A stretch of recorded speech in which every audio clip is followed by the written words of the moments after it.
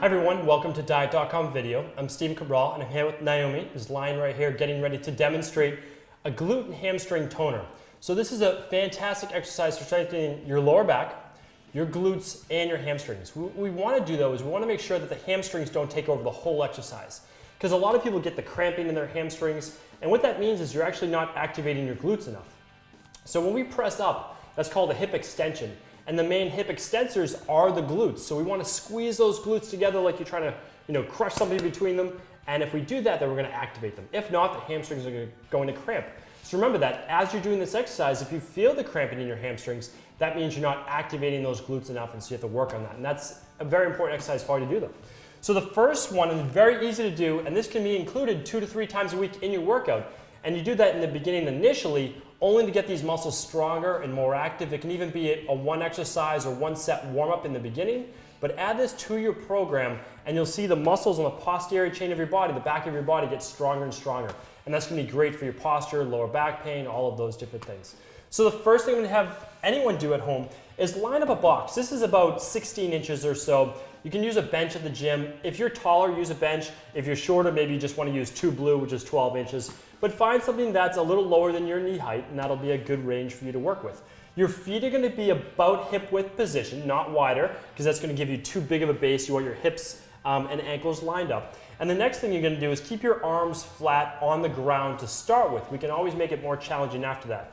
And then Naomi also has her hips pulled in almost all the way to the box, which is what I want. The legs are at about a right angle. That's how you know you're doing it correctly, because as we get into the exercise, which we're going to do right now, she's going to keep her shoulders on the ground, head on the ground the whole time. Now let's push the hips up in the air. Squeezing the glutes. Remember, activate the glutes. See this right angle again? All right, so you have a right angle at the bottom with the legs, and now you have a right angle with the whole body.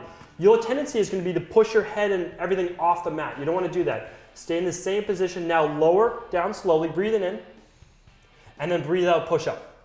You see at the top there's this perfect diagonal line? A lot of people with very tight hip flexors, they can't get the hips up high enough, or they have weak glutes. So look at that. If you're in a mirror or you're working out with a partner, if there's this sway here, drop your hips a little bit. If you can only get to there, that means you're not activating your glutes enough, or your hip flexors, mainly your psoas muscles, are too tight. So let's go back down again, breathe in, and then squeeze back up. Now when you're doing these, I want you to do high repetition just with your body weight. So I want you to do somewhere between 12 and 20 repetitions.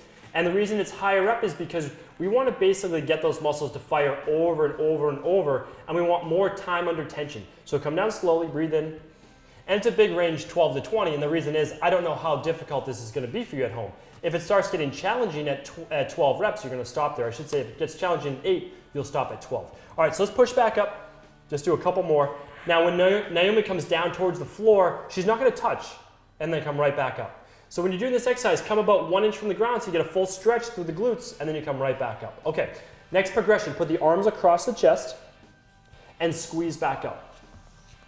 There is one between this, and that's keeping the elbows on the ground but hands on the chest. We just went right to the next progression because most people are going to be able to do that eventually. Now this creates less stability, okay? So that means your hips are going to wobble a little bit more side to side. You get a little bit more obliques in there, but it's definitely more glute activation. Breathing in, and then right back up. So again, Naomi would do this for a week and try 15 to 20 repetitions. And then the next progression is actually to put a small ball between the knees. This is a 6-inch mile ball that you use for foam rolling. You can use anything. You can wrap up a towel and use that as well. Now she's going to push back up again. This is actually much harder, and the reason is it pulls the adductor muscles in the inner thighs. So it's fantastic as well for your inner thigh muscles, and you push back up. But whenever you force the adductors to work, it's going to engage the lower back more as well. And right back up. Good. Breathing in, and then right back up. So what I see now is Naomi's starting to move a little bit away from the box. So what I would say is let's move those hips back in, readjust, get a little closer towards the box. Good. Feet flat on there, and then we go right back. All right, so we have so far 2 progressions or 3 progressions. 2 feet, arms down, then arms crossed, then ball between the legs. Now let's make it a little bit more difficult. Let's raise one leg up in the air, and let's just do one leg at a time. Arms down, squeeze up nice and high. Good. Still looking for that diagonal. See how it's more challenging? There's a little bit of space right there. We want to work on that. And then down slow, and then right back up. Good. Breathing in, and exhaling back out. Good. In, and then right back out. And then arms crossed. This is the last progression, the most challenging. So we would just go, if you can hit 15 reps, then the next time you can try it with the arms crossed. If you can't hit that 12 to 15, don't do arms crossed yet. Okay, right back up. Good. Down slow. So now there's less stability. You're going to want to tip to the side where the leg isn't down, but the hips still have to stay nice and level. Back down slow, don't touch, and then right back up. So remember, with all of the different exercises, you're going to want to make sure that the hips don't touch. And if the box starts moving, that means there's too much outward movement of the foot. You want the foot pushing down straight on the box. Okay, right back up. And you can keep your whole foot flat if you want on the box as well. You don't have to keep it just on the hip. Right back up. Good, let's do 2 more. Don't let the hips touch. Right back up. Good, 1 more. Breathe in, and then right back up. Now, of course, you can come on down. That was great. When you're doing this on your own, you'll do both sides, of course. You never just do one leg and then save the other one for the next set. You do both for 12 to 15. And remember, if there's a side that isn't quite as strong as the other, always start on that side. And the reason is you want to see how many reps you can do with your non-dominant side, and then don't do more than that with your stronger side. Keep them even for right now.